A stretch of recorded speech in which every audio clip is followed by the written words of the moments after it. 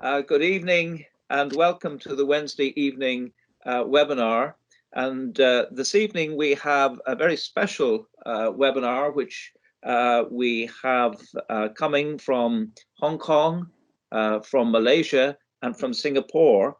And I'm very grateful to our faculty who are joining us, Professor Cheng, who is Professor of Surgery. He's a vascular surgeon at Queen Mary Hospital in Hong Kong, and he's the chairman of the academic department in the University of Hong Kong. And Stephen and I know each other well, and I've had the privilege of being the external examiner. And Stephen is taking time out this evening because he's got final medical exams tomorrow. So Stephen, thank you for taking the time out to talk to us this evening. Sure. Professor Premnath Nagalingam, and we all know him as Prem because I can never pronounce his surname, is well known to all members and fellows in RCSI. Prem is the Dean of the Royal University Medical College, or UMC, previously known as Penang Medical College, a joint venture between RCSI and UCD, which is in Penang, Malaysia.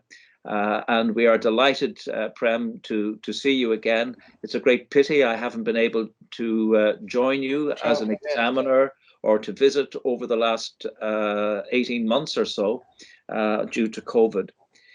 So you're very welcome, Prem, and thank you for taking time. And then lastly, we have Dr. Atasha Asmat, who is, I believe, a graduate of RCSI and also a member of RCSI. So you are doubly welcome. And you are practicing in Singapore. We are really delighted to have you join us, and we look forward to hearing from you. I remember very fond memories of previous visits to Singapore, and I look forward to being able, perhaps en route to Penang, to drop off in Singapore again and to meet old friends. So I have asked each of our three speakers to reflect on COVID and how it has impacted on their practice, their teaching, their patients, and their society. And we look forward to hearing their comments. And then at the end, I will chair just a discussion on behalf of our viewers. As you can understand, this evening at 6 o'clock in Ireland, it will be past midnight in the Far East. And so this has been pre-recorded. So unfortunately, I cannot take live questions. So Stephen, we're looking forward to hearing your presentation, and you please start now. Okay, thank you, Ronan. It's a pleasure to share with you the experience of COVID in Hong Kong in regard to surgery.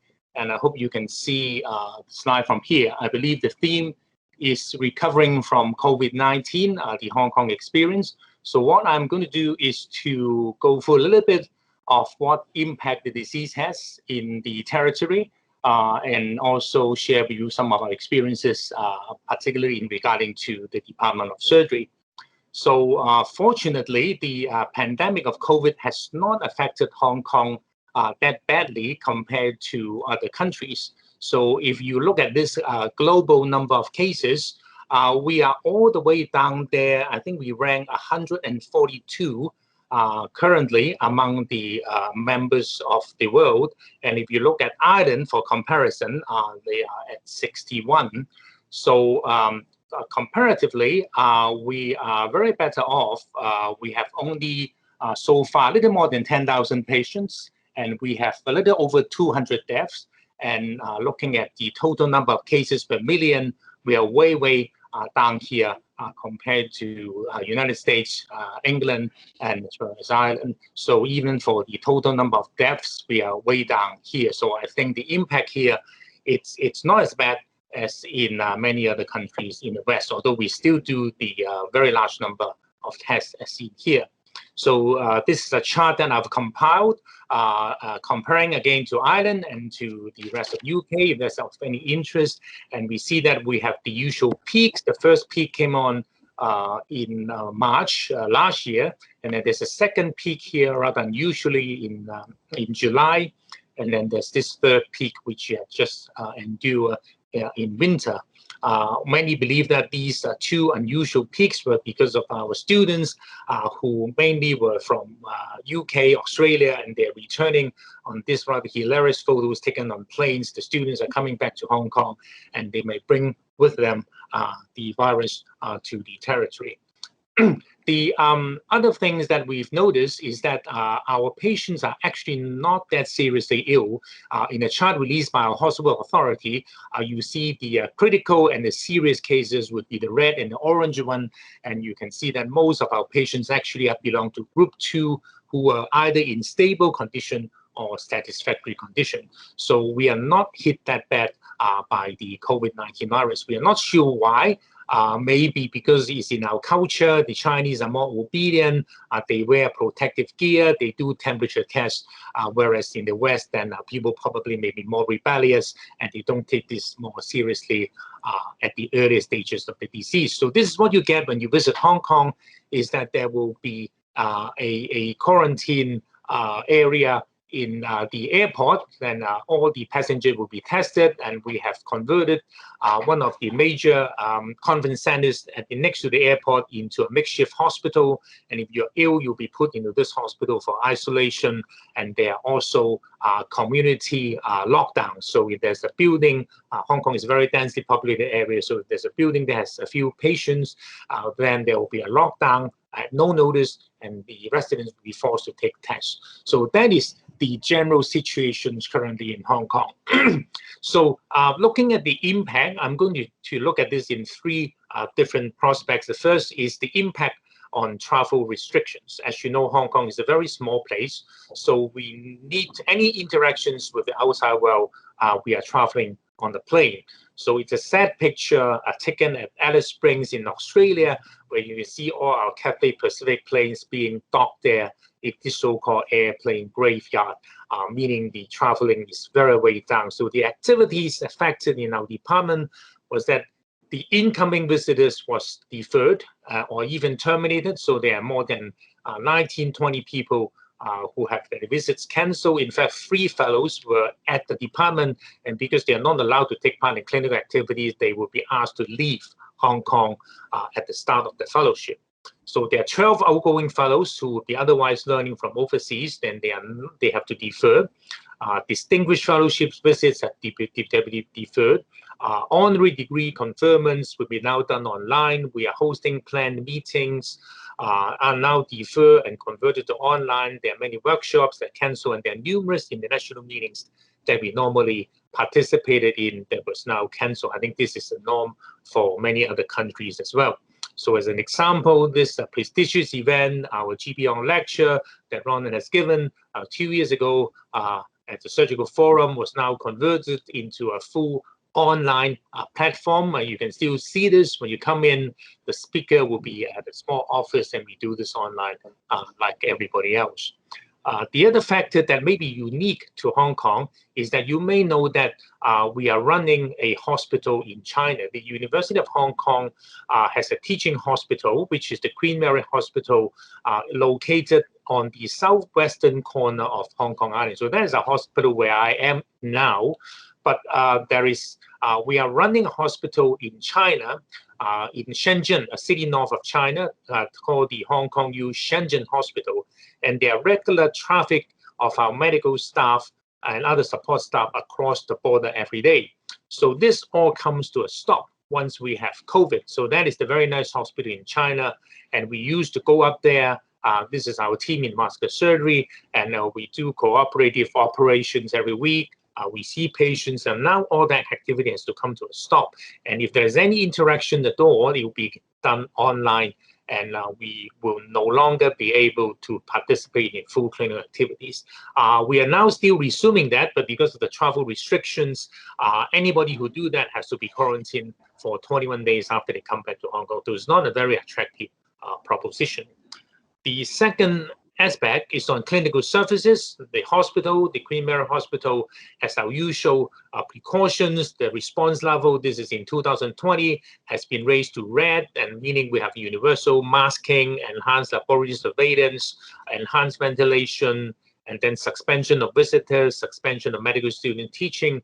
So all these restrictions are still in place. So as far as surgery, we have to give up one ward so that they can install these very noisy HEPA filter units, and the ward will be converted to a step-down ward for infectious control. So the hospital has come up with 90 beds for isolation.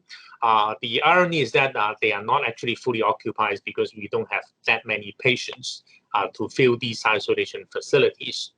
And anesthesia becomes a bit of an issue because everybody has to do full protections, and we only allowed in after maybe 20, 30 minutes. The number of visitors and students comes to a halt. We are only allowing medical students back into the ward very recently, maybe 2 months ago. So there are partial ward closures for a period from 9 months. There are some nurses who are redeployed to work in isolation wards.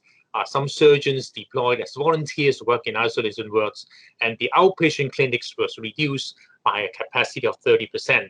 So that was the effect on the staffing. So these are some of the nurses and doctors working in isolation wards. As for elective surgery, we do not stop surgery. Initially, we were reduced to 50%. And then it goes back to 100, and then for the second peak, it comes down to 60, and then it ups and downs, and now we are fully back to 100% elective surgery. So there was no impact here in terms of elective surgery. So when there was an impact, we are only affecting the benign cases, the small, like the gallbladders, the circumcisions, hernia operations, varicose veins, rather than major cancer surgery. Fortunately, with all that in place, we have zero infection of our medical staff in the hospital. No nursing staff, no support staff was infected. We operated on 2 suspected patients with COVID. None of these patients end up was a confirmed case. So no patients infected in the hospital. So we are pretty better off with this pandemic. There are some measures that has been tested that was not really successful. Remote medicine, we tested it for a little bit. We even published a paper on it, but we don't do this anymore. So it's not really workable. We have some enhanced screening. So this is in a private hospital where all the doctors has to do weekly COVID testing. If you do this, then you have an app in your phone that will turn green if the test is negative. If you don't do this for more than a week, then your app, the code will turn black, and you will not be allowed into the hospital to see patients. So that is the screening on the doctor side. We are doing some outsourcing of activities. The hospital authority is buying service from private hospitals who do not treat COVID patients. So they're buying some service in terms of breast surgery, colorectal surgery, but that really didn't work out very well. So I don't think there's that many tickets for that. And finally, for teaching and learning activities, virtually all our lectures were converted into online. So we recorded all our lectures, and the students, particularly the early pre-clinical students, will have to go to this menu, and they will look at the PowerPoints, they view the videos, and they do self-assessment MCQ questions for all their lectures. This is a multi-million-dollar students common built in our Faculty of Medicine, which is now sadly not used because students are not allowed together. The clinical students will be mostly affected because for some months we have closed our hospital to clinical students. So we improvise. This is our ENT doctor, surgeon, teaching student who's standing at small groups at a long distance away, properly masked. And if he has to do procedures, he will put a webcam in front of this with the student in another room. We come up with website teaching because now there's no real patient contact. So we identify tutors. We have money go in for setups, and we taught our students to have proper website manner. They have to be properly dressed. They have to identify themselves, turn on the camera, and that is how we do website teaching. So for history taking, the patient would be facing a camera, and the student would be shown to him on a TV, and the students will ask questions. on the camera, and the patient then will answer the questions. So for physical examination, this is done by a neurosurgeon. So the student will ask the patient how he should do the maneuvers. This is the help of a clinical tutor with the patient, and then the patient will have to do it himself, and the student then would have to comment. And likewise, another example is, this is a student doing it remotely, asking a patient to do these tests online. So that's how the patient is doing it himself. So after this, then there will be a seminar online, and there will be discussion online. So we've conducted a study. Actually, one of our staff has conducted a study. In general, it's very favorable. So whether the students like the learning experience, they all like that. So the blue is good.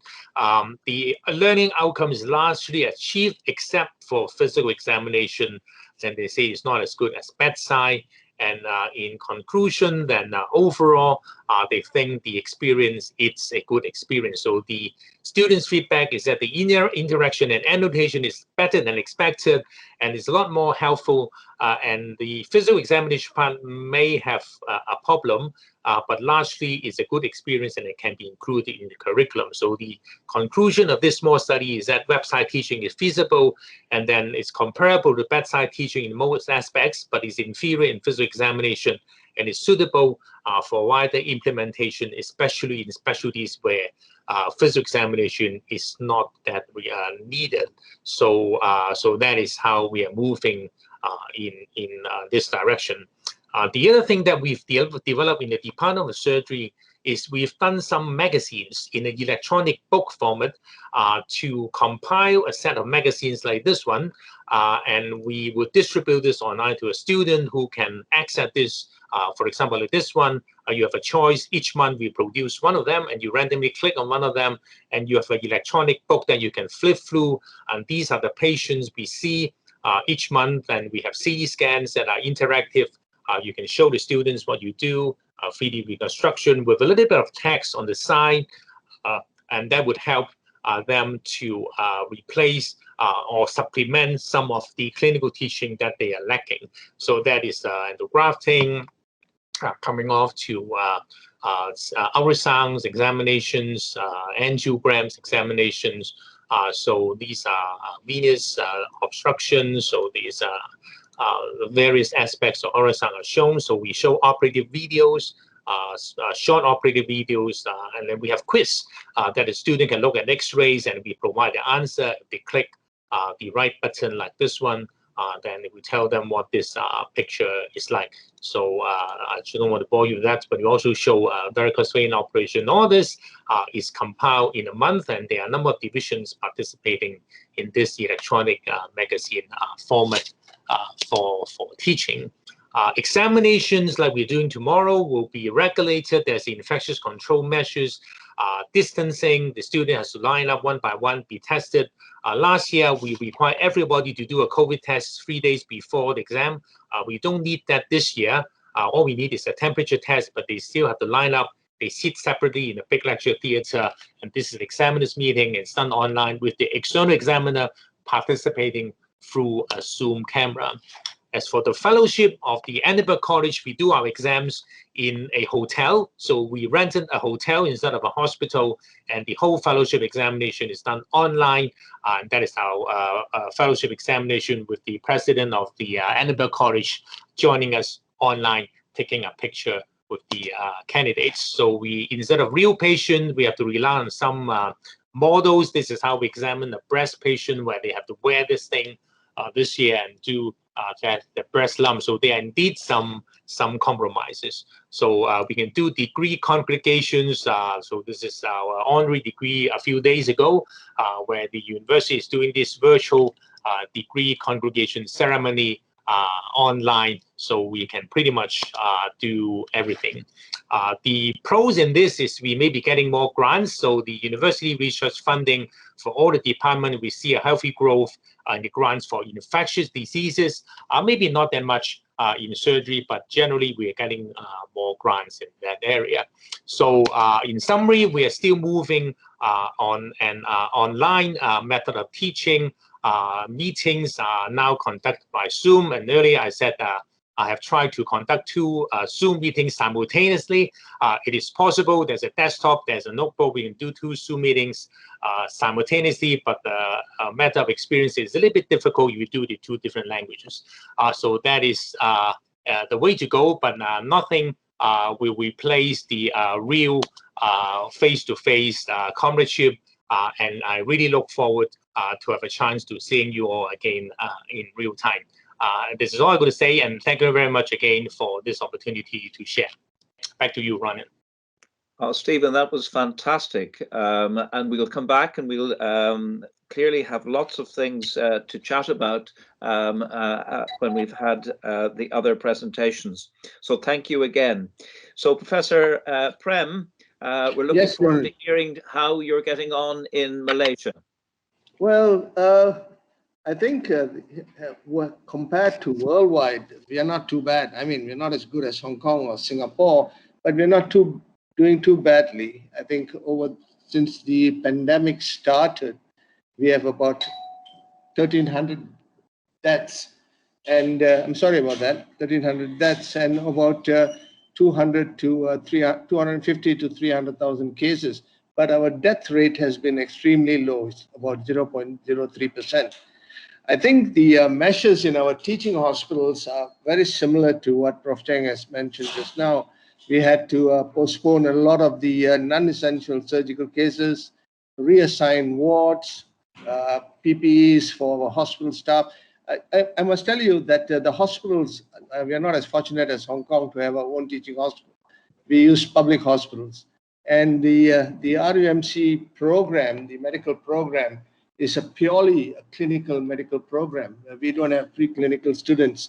As you know, Ronan, they are with you for the first 2.5 years, either with RCSI or UCD. So when they come here, it's a pure clinical. And if the hospitals are closed, like they did for the first 3 months in March, April, and May in 2020, we just had to suspend the clinical work. But we carried on with the hybrid teaching with the lectures and presentations online. That carried on. So by the time we reached sometime in June, the theory part of it and the whatever could be possible online was already done. But the clinical part still had to wait for the hospitals to open, and they allowed us back in June, early June. And so of that class, or the class of 2020, graduated a little late. Normally they would have graduated in May or June. This batch graduated in September, early September. They are the batch of 2020. We call them the batch of COVID-19. And we thought that will be the last of it. Clearly, I think this year is going to be batch of COVID-19 version 2. We are still a little bit behind, but hopefully we are still in some form of a lockdown, partial lockdown. We have many different stages of lockdown. The full lockdown is, we call it here, a conditional movement order or a movement control order, and that's an MCO. And the first one was really drastic. There was restrictions of movement, crossing state borders, crossing district borders, the number of people who could go out at a time, wearing masks, social distancing, hand washing, and the like. That was a very severe one, but it took a terrible toll on the economy. And after June, we moved into a recovery phase. It was less stringent. But sometime in October, November, it started again. And then we had to go into another lockdown for another 2 weeks. And in January, we had another lockdown for about 5 weeks. Now, during these lockdowns, the hospitals are off limits to us. So we carried on with our hybrid teaching, online tutorials and lectures and the like. But the medical councils of both Ireland and Malaysia insist that you must have the sufficient clinical time with patients before they allow you to graduate. And we found that a little difficult at first, but they were a little accommodating. They allowed us up to 90% of clinical time, and they allowed us the use of some mannequins and simulated patients as well. But the hospitals are back open to us, and for this batch, for the class of 2021, they should graduate in May, in time for the Irish centile rankings and internship applications. It has been difficult.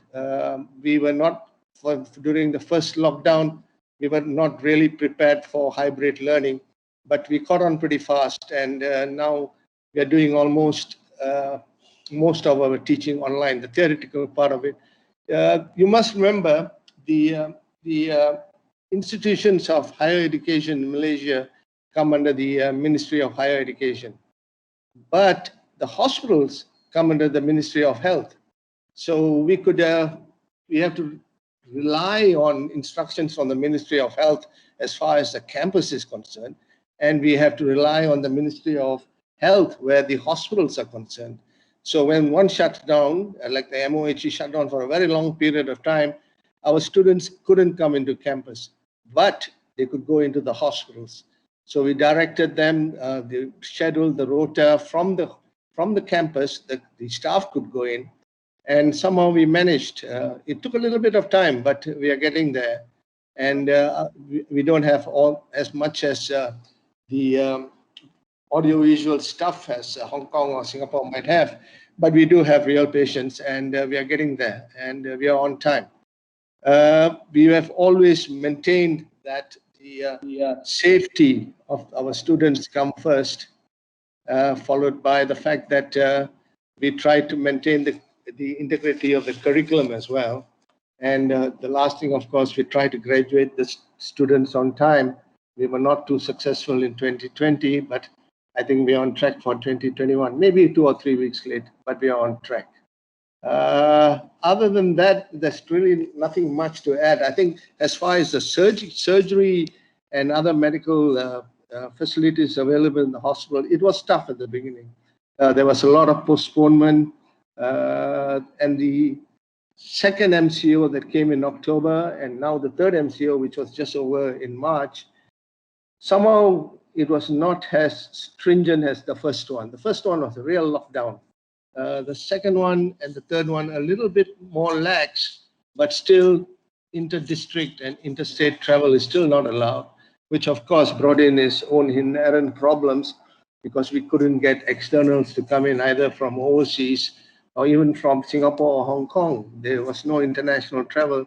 So external examiners for students are from, for our POP FM and our final years, we've got permission from the National University of Ireland to get them from other institutions in the country. And even then, with some state travel restricted, that was difficult too, but we managed to get enough people to come in. And our exams and our clinical assessments are still done with real patients or simulated patients, and with a little bit of use of mannequins when we couldn't manage. But otherwise, we really have to rely on patients, and we are doing fairly well so far. It has been, we have a movement control order, then we have a conditional movement control order, and we have an E movement control order. The E can stand for emergency, it can stand for enhanced, or it can stand for extended. We don't know which is which. And the first MCO was nationwide. I mean, all the states were locked down. But after that, it was restricted to certain states. Some states were in a conditional movement order. Some states were in a restricted movement order. It was a little, I don't know how well that worked. And I think the government may have shot itself in the foot when you announce well in advance when you're going to place a particular area under an MCO, then everybody just leaves that area and carries the virus with them. But it seems to be getting under control. We are in the midst of a third wave, but Penang State by itself is doing pretty well. With a population of over 1.2 million, we get about 100 cases a day. And as far as the vaccination is concerned, I think all of our frontliners have been vaccinated. The entire academic staff of the medical school have been vaccinated, and we are working on trying to get our students vaccinated as well. They have started on the general population last month for the elderly first, 70s and 80s first, and then we're going on down the line to the 60s and the 50s.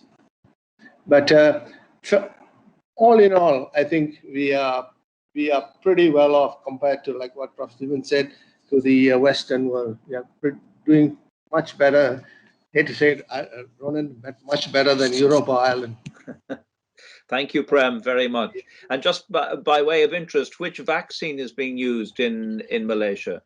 Oh, we grab whatever we can. The first one was the Pfizer.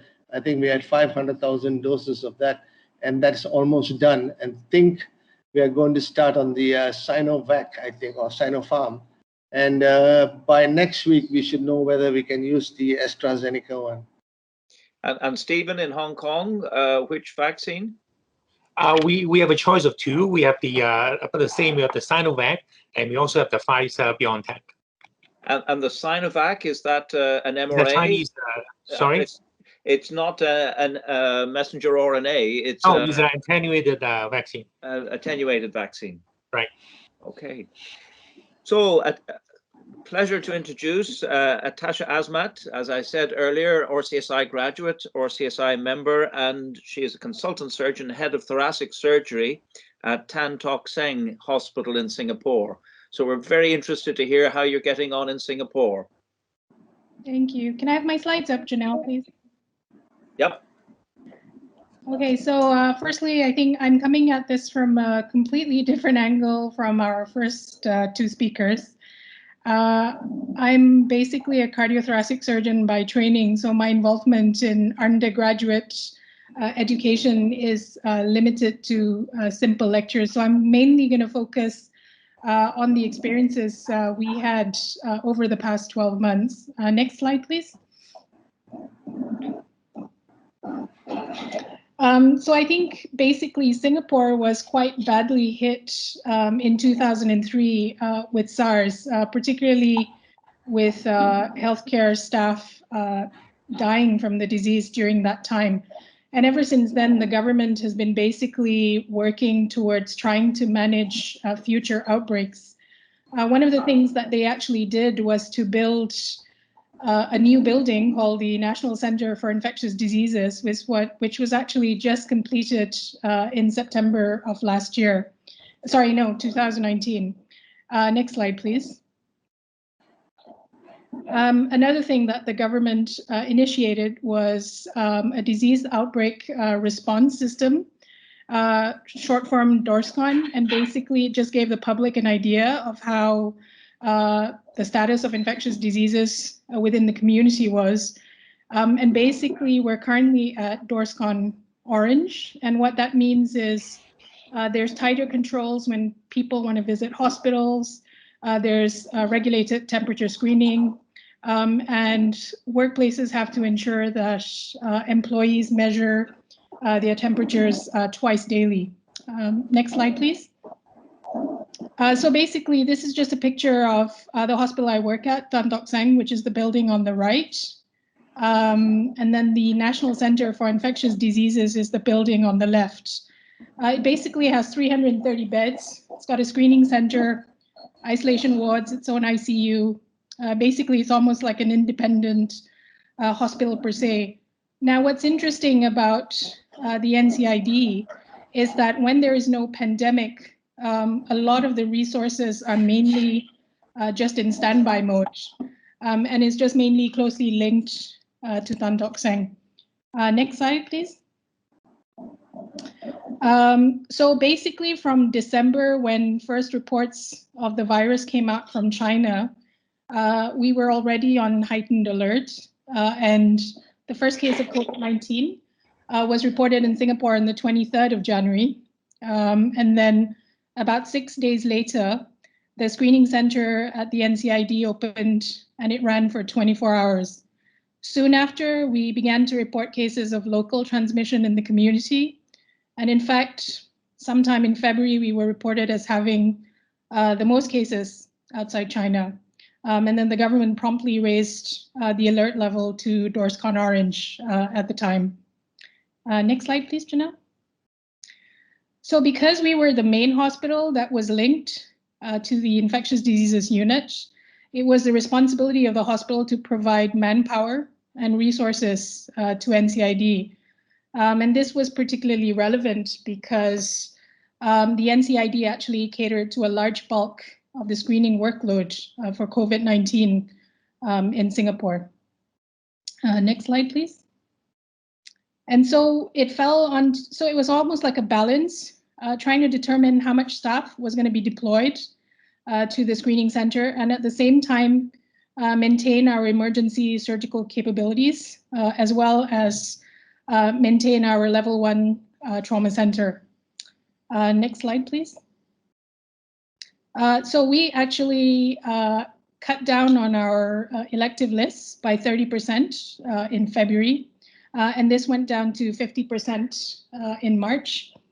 And we used various means. We basically followed guidelines from various professional groups, and also a discussion with the different heads of service. And I think, like pretty much everywhere else in the world, we prioritized oncological cases, life-saving and limb-saving procedures.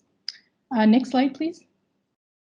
Clinics were also cut, and this served to cut down the amount of traffic through the hospital.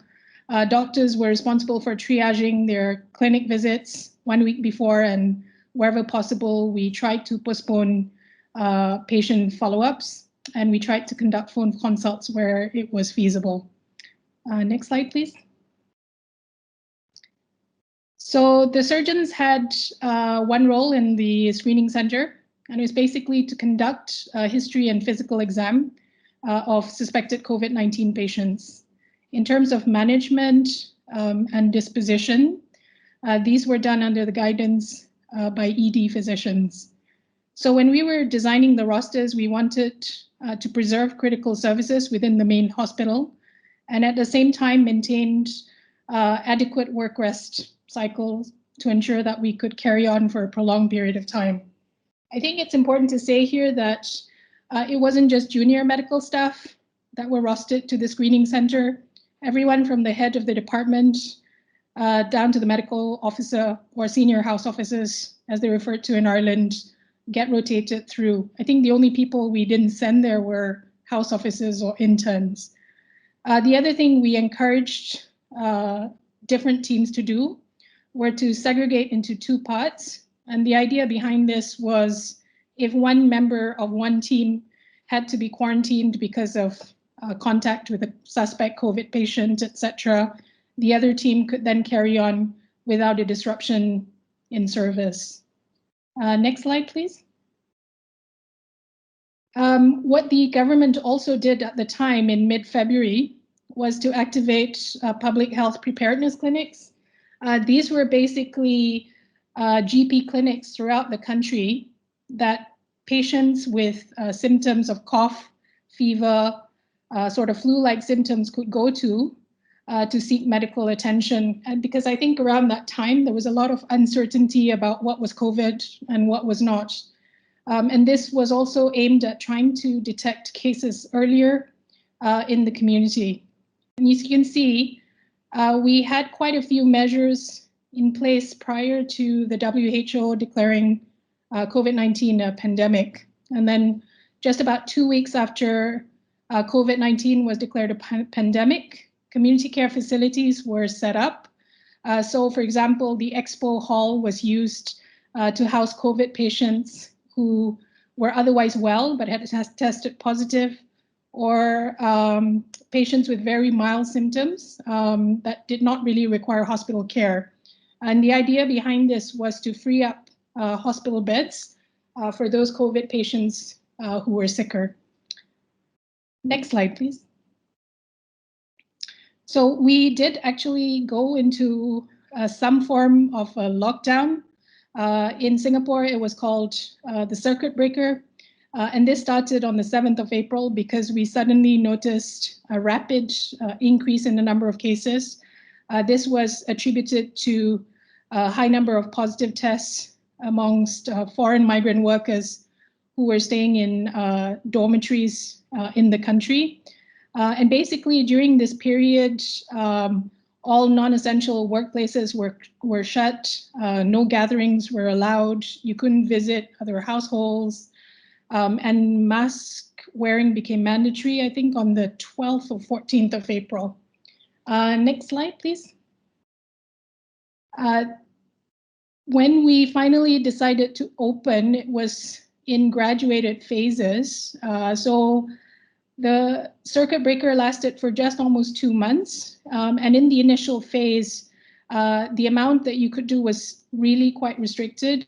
Households were allowed to visit their parents or grandparents, but visitors were only limited to 2, and you could only have 1 visit a day. Dining out was still not allowed. That lasted for about 2 weeks or so. And then we went on to phase 2, where dining out was allowed with a maximum of 5 persons per reservation. They started opening up retail businesses, parks were open.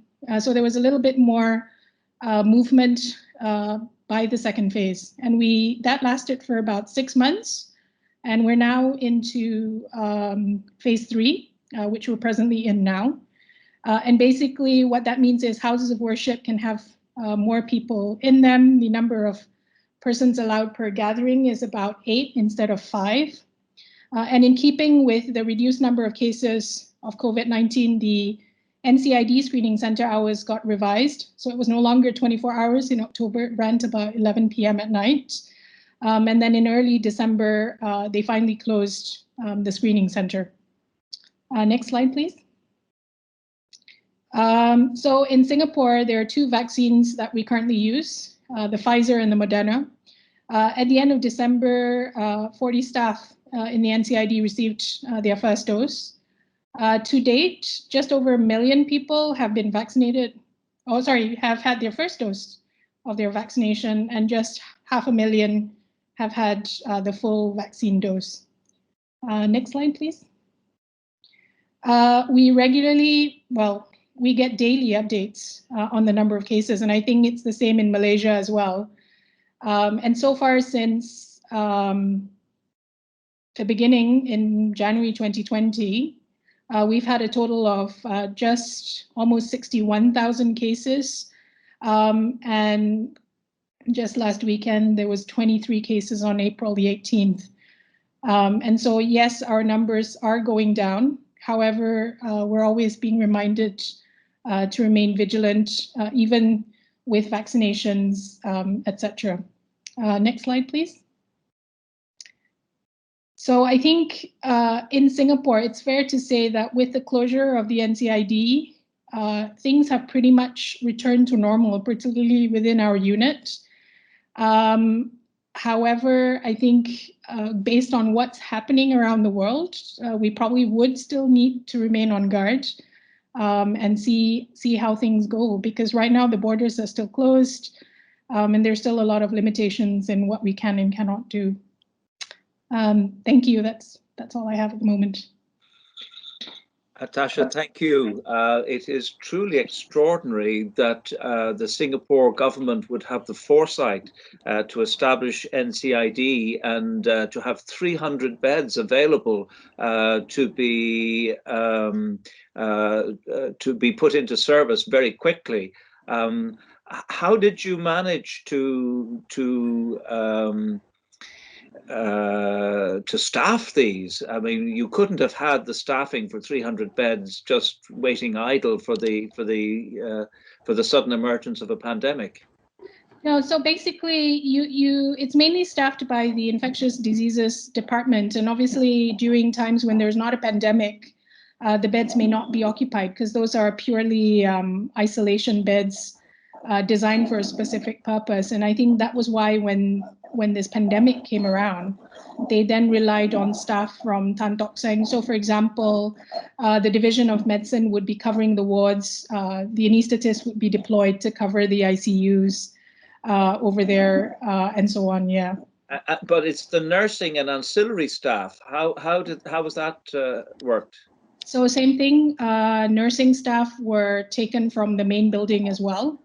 And we would, so like our administrative staff would go out to help in other areas, like in the pharmacy with medication dispensation and so on. So it wasn't just doctors going on, it was basically everyone feasible from clinic assistants would be deployed.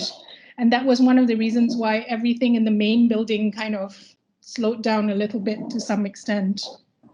Stephen, I remember being profoundly affected when I was in Hong Kong and visited the memorial to the doctors who died at the SARS epidemic. I think it was in Victoria Park.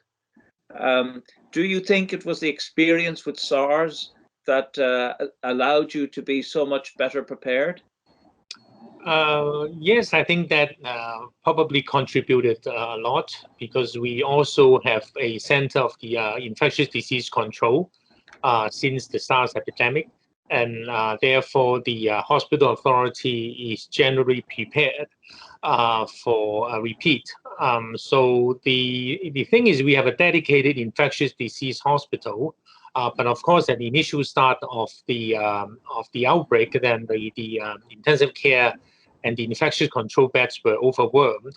But as you have seen in my slides, they are able to put up these makeshift isolation wards very quickly. So in fact, in all new hospitals, we would have dedicated negative pressure isolation wards to house potentially infectious disease patients. And so Queen Mary Hospital has about 30 as we started, and when they became full, then we have makeshift conversion of other wards very rapidly within a few weeks. So, and that's why we have to give up some surgical wards. I'm not sure whether that is the case in Singapore or Malaysia, where you are required to put every infected patient in the hospital. I know that is not the case, probably not for Ireland, and certainly not for England and America. If you don't have much symptoms, you don't go in hospital. But for Hong Kong, every single patient who tested positive has to go into a hospital, and they are put in a reverse negative pressure isolated ward. So we're still doing that, and we put all close contacts in isolation as well as a quarantine measure for 14 days. So so that is in general our response. And fortunately, we were not overwhelmed with patients. Do you think that is where the West made a mistake, that we didn't isolate? I mean, people were told to isolate at home, but we didn't enforce hospitalization and the rigor that goes with that on every case. Well, I can't speak for different cultures and different practices, and certainly the number of patients we have in Hong Kong, it's not that many. I think the largest number of single-day records was about 100, 120. That was at the peak. And now, probably like yesterday, we have less than 10, and half of them were imported cases. So we have the luxury of being able to do that. And as you can see, we also build, I think we are copying part of the China model, where we'll try to contain the patients and try to isolate all the contacts. Whether that is actually possible in a densely populated area, it's very difficult to say even now. But that seems to work. At least we don't have overwhelming number of infections for now. And Prem, how did Penang General Hospital manage? Did you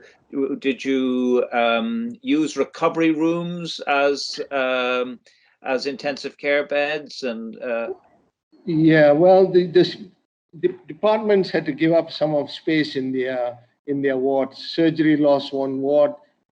It was designated a COVID-19 ward. Yes, we had to give up space. But it's interesting what Prof. Cheng said about almost everybody, everybody who is COVID positive, whether mild or severe, gets into the hospital. We do the same thing here, but we don't have space in the hospitals. So they all go to designated quarantine centers where they stay there, and if they get severe symptoms, they go to the hospital. They're all quarantined. I'm just curious, what is the definition of a close contact in Hong Kong? Oh, they have very clear definitions. I don't remember the exact definition, but it has to be a continuous contact without wearing mask for more than 20 minutes. Yeah, something like that. Yeah. Something Okay. Tell me, Prof, what is the degree of vaccine resistance in Hong Kong? That is that is a more of a political issue here. So there is definitely a resistance. And why is that?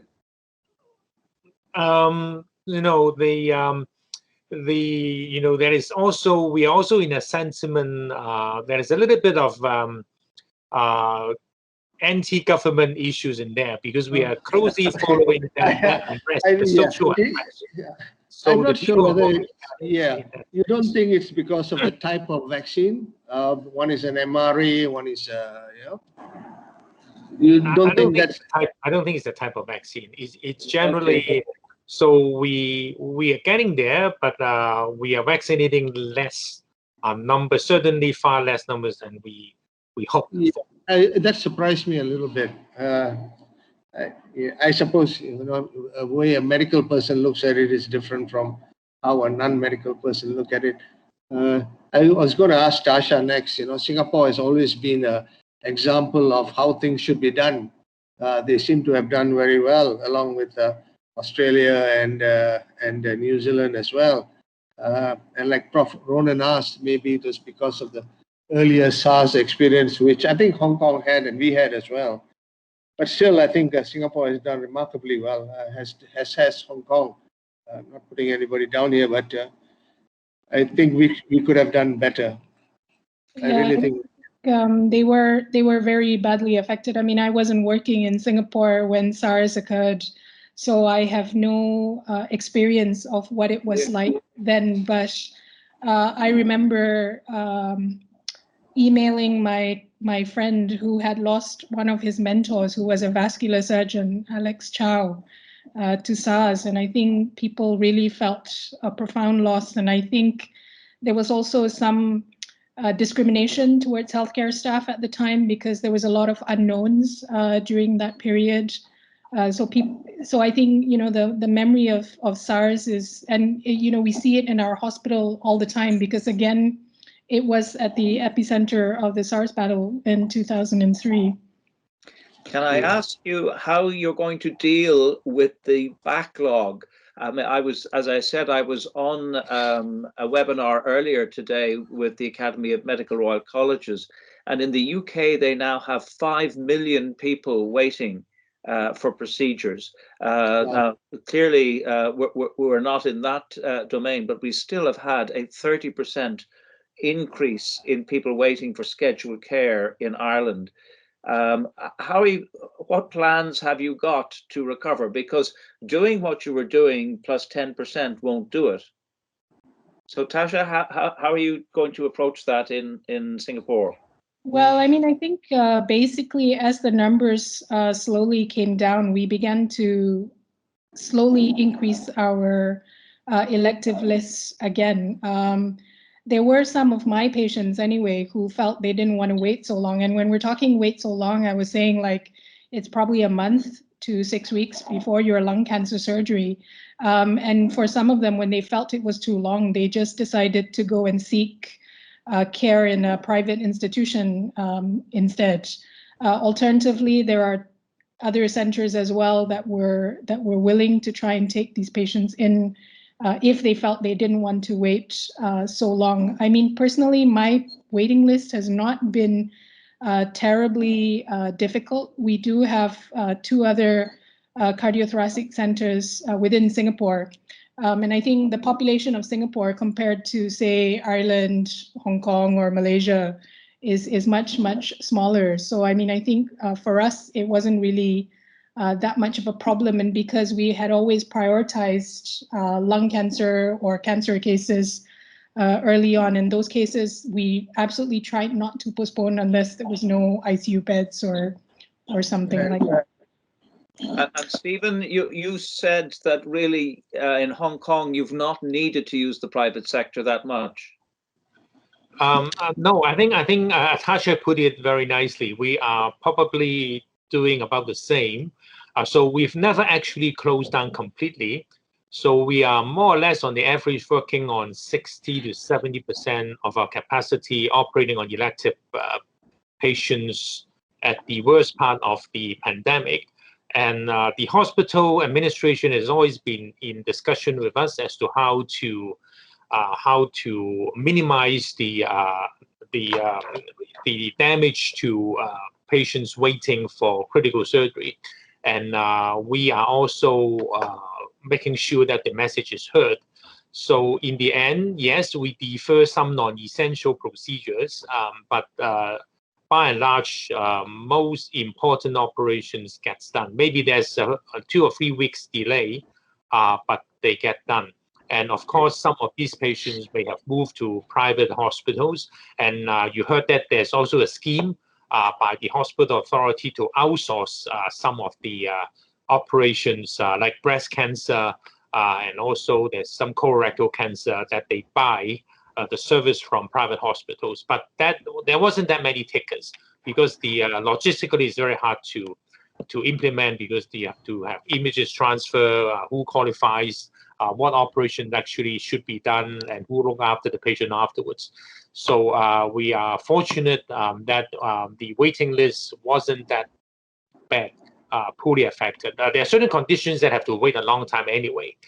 So if you have varicose vein, the average waiting list is probably a year in some hospitals. So adding a few weeks to that is not considered significant. The other thing that is very important is imaging. I think waiting for a CT scan now, it's probably more difficult than before. Not so much procedures, but imaging also took a bad hit. And Prem, there's a very healthy private practice in Penang. Have people gone to private practice? I think the entry into private hospitals is more stringent than in public hospitals, and the COVID tests are mandatory, and the costs are passed on to the public. And they are also very cautious. Their numbers in their beds are down. They are suffering, actually. They are actually suffering. The private sector is not doing as well as it should have, as it would have if it didn't have a pandemic. Their numbers are down terribly. My last question to all of you is about training and whether or not there's going to be a disruption in the training programs so that people would not be able to do sufficient cases to be able to sign off on the year. Are people going to have extended training? Tasha? I think at the moment, it is extended to a certain extent. So for example, examinations have been postponed. The FRCS cardiothoracic, I think was originally scheduled, I can't remember, I think it was in April, but then it's been deferred. I believe it's Malaysia's turn to host the exam this time around, and they're waiting to see how things progress. Yeah. So I think it's, I think the persons who are really suffering are those trainees at the end, where, you know, the end is near, and to be told you have to wait another year before you can do the exam is extremely frustrating. In Singapore, there are 2 training centers for cardiothoracic. We take in elective sort of cardiothoracic trainees who have an interest in thoracic surgery at Tock, Seng. So we normally can take about 1 every 6 months.